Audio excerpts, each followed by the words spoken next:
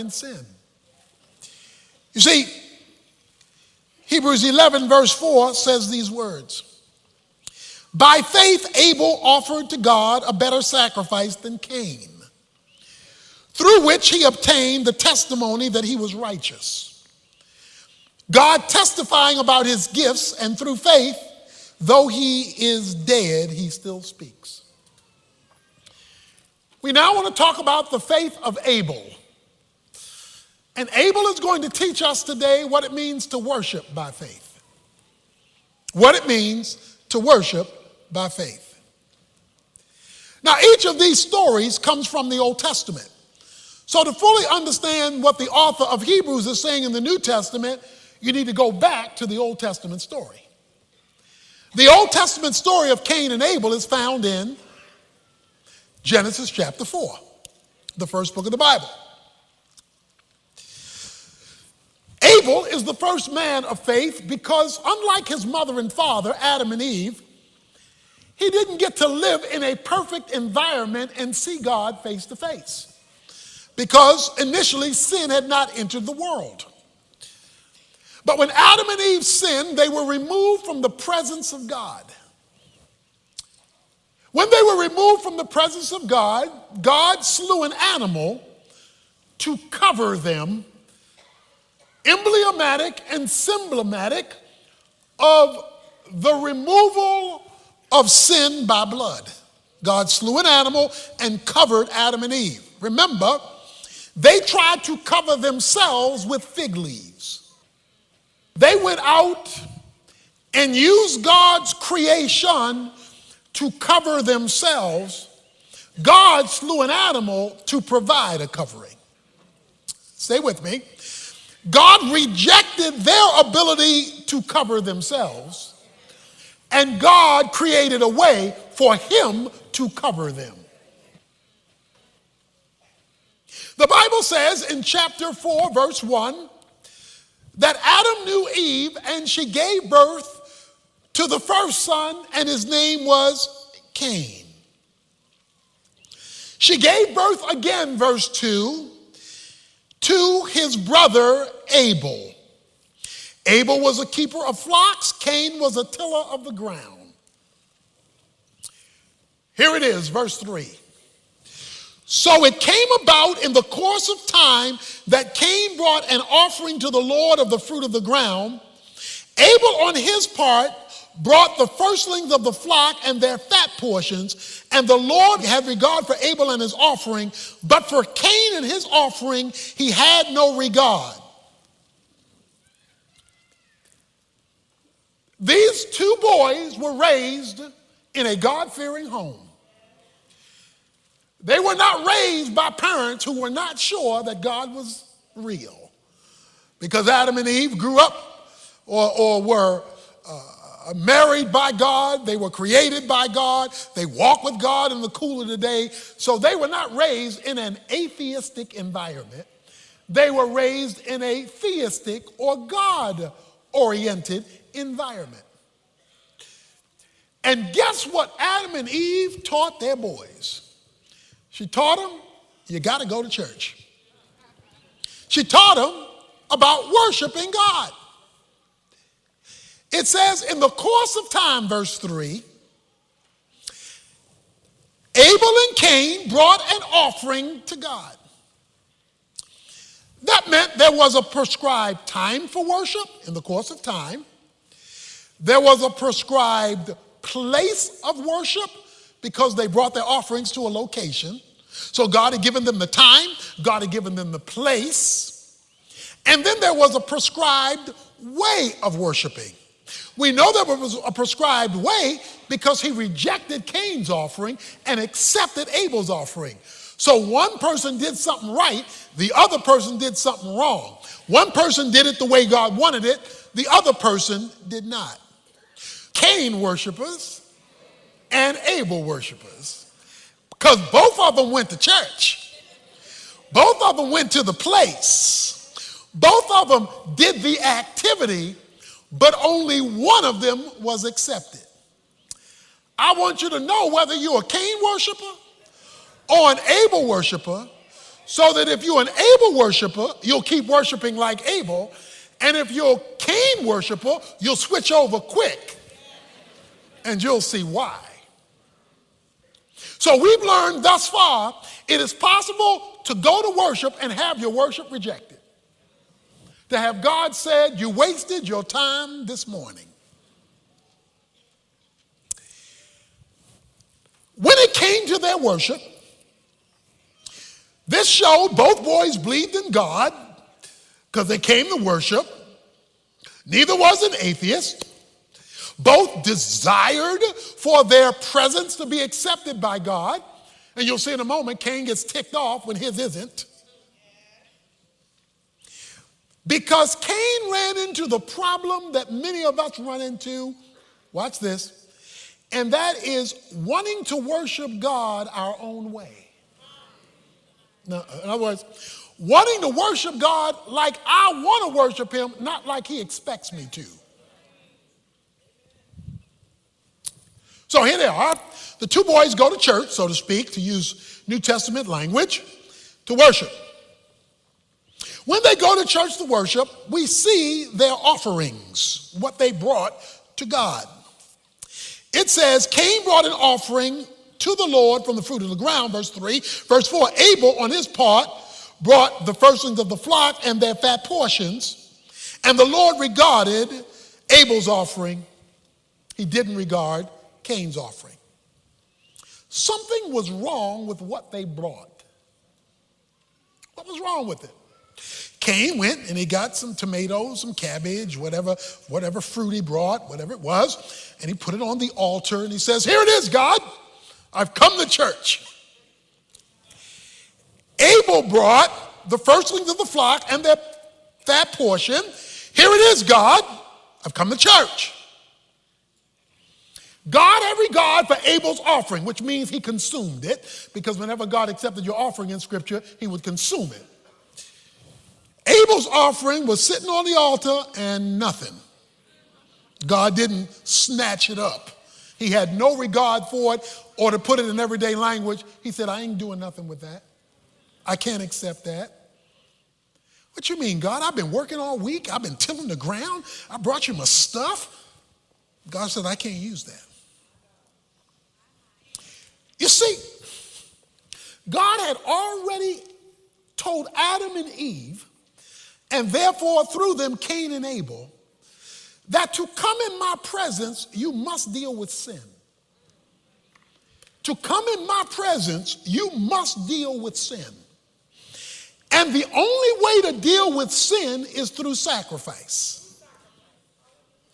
I slew an animal to deal with the sin of your mama and your daddy. Abel brought a sacrifice to deal with his sin, and you're bringing me fruit. You want to worship me without dealing with sin. You want to come into my presence without dealing with your rebellion or whatever it is in your life that keeps you estranged from me. You just want to show up at church, skip sin, and want me to be happy.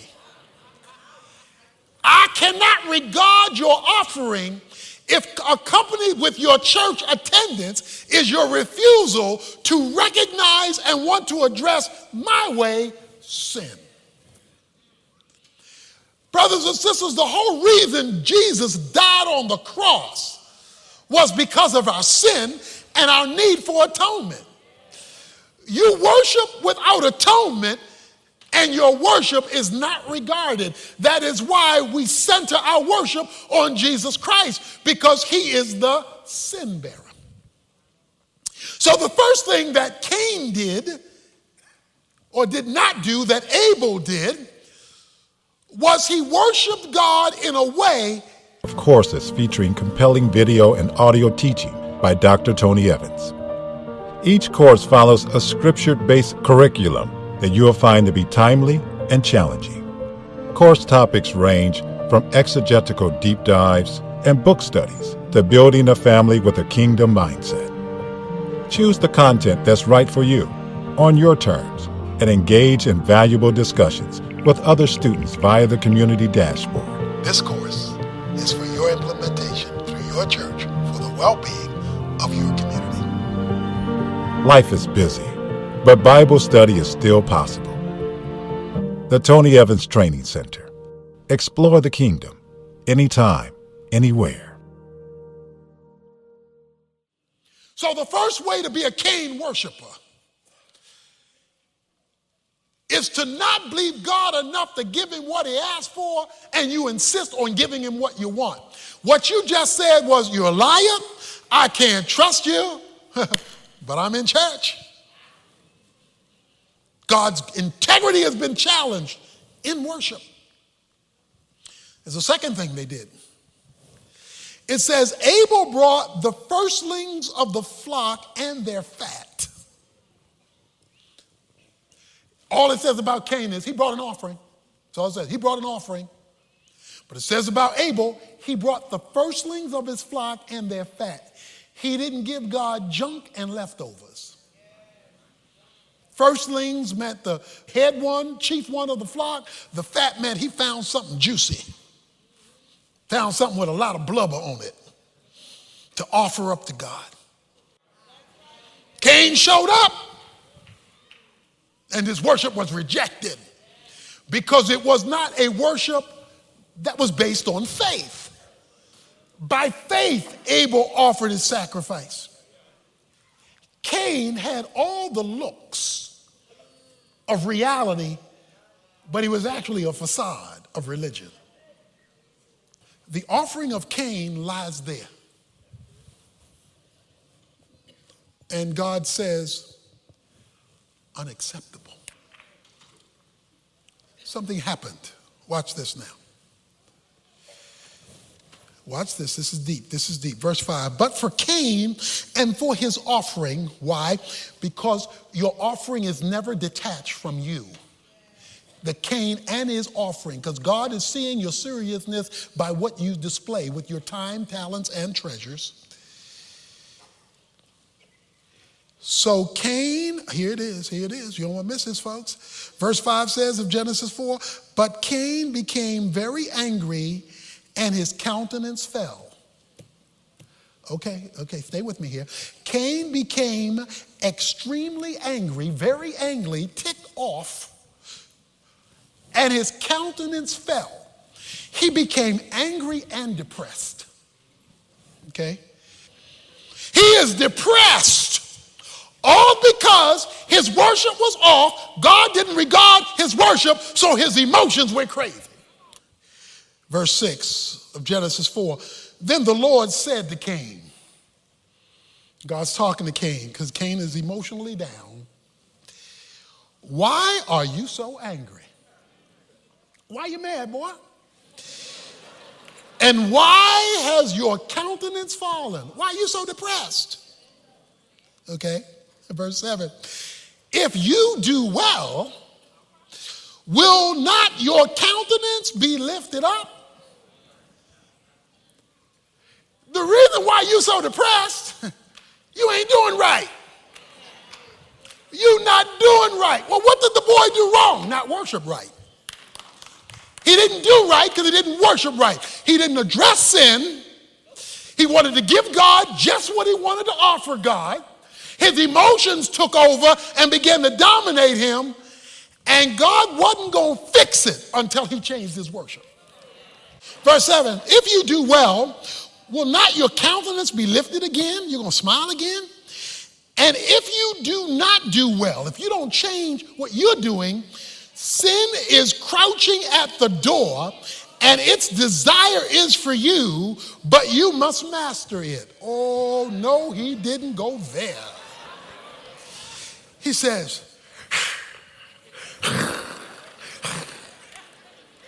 sin is crouching at the door. That means that's a picture of an animal that's getting real.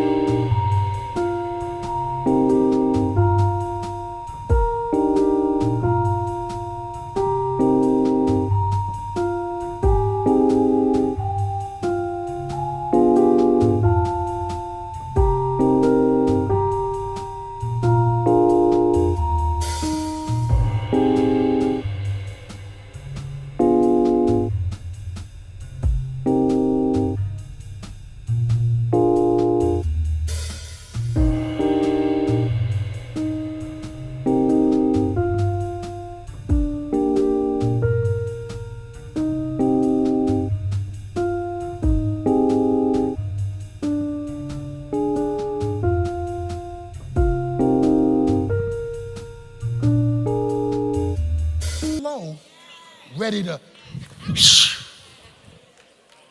Okay, walk with me now. Your worship not right, Cain. Your not right worship has affected your emotional stability. So now you're mad all the time, and now you're depressed because your countenance is falling. And we got an animal at the door ready to pounce on you. The animal at the door is called sin. He calls sin like an animal crouching. He gives it a personality. He says, this thing called sin is crouching at the door. But wait a minute. I thought you already sinned when you worship. Well, yeah, you did. You sinned against me when you worship because you gave me junk worship. But I'm talking about a person called sin because it can crouch, it can leap, okay? A personality called sin. In other words, something's getting ready to eat you up. Sin is crouching at the door. This lion, tiger, is getting ready to pounce on you, and he gonna eat you up. Okay, let's go back. Let's start again. You messed up worship. May God say, I can't do nothing with that, which causes you to be angry and depressed. When you get angry and depressed, sin has got an open door that it didn't have before to now dominate you, jump on you, and eat you up. It all showed up because your worship was wrong, your emotions got wrong, so your spirit got wrong, and now you're under the control of sin. It's dominating you, controlling you, all because your worship was off. It all started because you got detached from a God who couldn't use the junk you were throwing his way. And God says, I'm not going to change it until you change. Change what? I don't have the power to change. No, change your worship. In Hebrews chapter 11, verse 4, that though dead, he speaks. Abel speaks, though dead. Cain is ticked off in Genesis chapter 4, and he finds his brother and kills him in verse 8. Oh, wait a minute, watch that now. Even though dead, Abel speaks. So if Abel's dead and he talking, he's still alive. Okay? So he died, but he's still living because he's talking. So Abel is now talking. What does Abel have to say? Abel said, God says to Cain, where's your brother, verse 9? His brother said, I don't know where my brother is. I'm not my brother's keeper. God says to Cain in verse 10, the voice of your brother's blood is crying to me from the ground. Me and your brother having a talk. You're not going to tell me where he is, but we've already had a conversation about his location. He is having a conversation with God. Now watch this. Cain's life from that point on would become a lifetime of misery. He says, you're going to wander the earth, and I'm not going to let nobody kill you. I'm going to let you live the rest of your life miserable. Folk who are going to want to kill you, I'm going to block them from killing you because I want to let you live in a living hell. Anybody in here living in a living hell all because your worship was off? You're not going to die. You're going to live. And you're going to wonder. And he says, this is too much for me. But in the book of Hebrews, it says, though dead, Hebrews 11 verse 4, watch this, Abel still speaks. But that's in the New Testament. That's you and me. So what is he trying to tell you and me? Because he's still talking. The next to the last book of the New Testament is the book of Jude. Jude only has one chapter. And the one chapter in Jude, around verse 11, talks about the way of Cain. Talks about the way of Cain. Abel still speaks, Hebrews 11:4. Jude, the way of Cain. Cain created a chain reaction.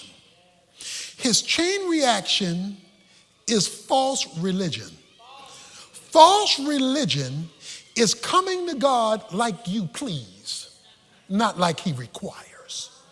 False religion. People who don't go to heaven are going to heaven, many of them, while coming to church. Now, I hope that's nobody in here, but you could be coming to church but not going to heaven. That's because you're using your own way to get there. God has prescribed that there is no other way to salvation other than through Jesus Christ. You trying to work your way to heaven and trying to make heaven your home.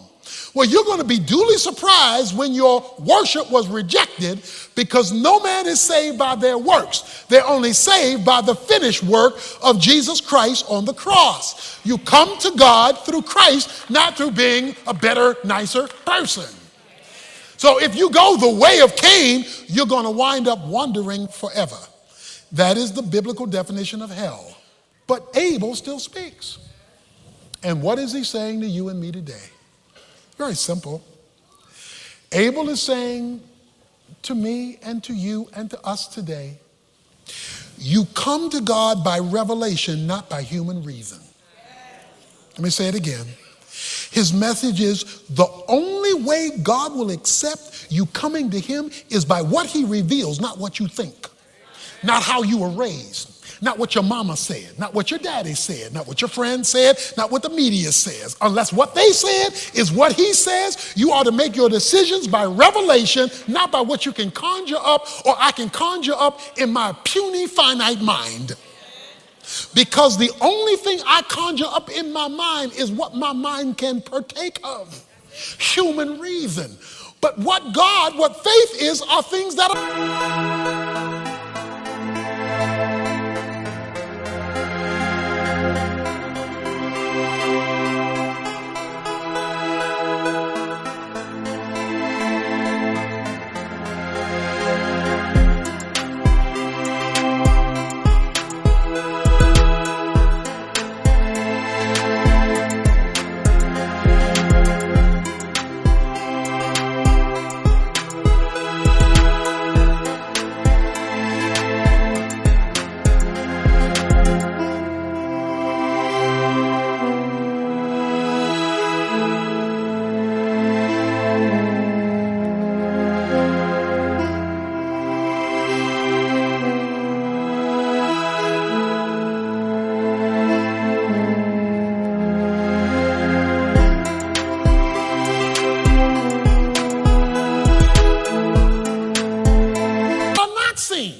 are things that are beyond me. But because God has integrity, I move on what he says, not on what I feel, not on what I think, not on what I heard, not on what my reason tells me, unless it is consistent with what he's revealed. That's the message of Abel. And it starts with your worship. Are you giving God the time, the talent, and yes, the treasure that he's asked for? And are you giving it to him first? Or are you throwing in some Fruit Loops? You're throwing him what's left over. By the way, let me tell you something about Fruit Loops. Fruit Loops are a bunch of different colors, but they all taste the same. No matter what the color is, the Fruit Loops all taste the same because they made up of the same stuff. I don't care what you're throwing God's way and what color it is. If it's not what he requires, it all tastes the same. It is unacceptable to God. But let's close by reversing it. You give him the worship he requires. Your emotions stay intact. Sin has to stay behind the door because it doesn't have emotions to piggyback on. And you won't wind up worse than you started because God will have regarded you. And by the way, Abel needed one lamb for one person. When God established the Passover, it was one lamb for one family. Then he had the Day of Atonement, and it was one lamb for one nation. God, especially when you don't see him, sometimes you have to worship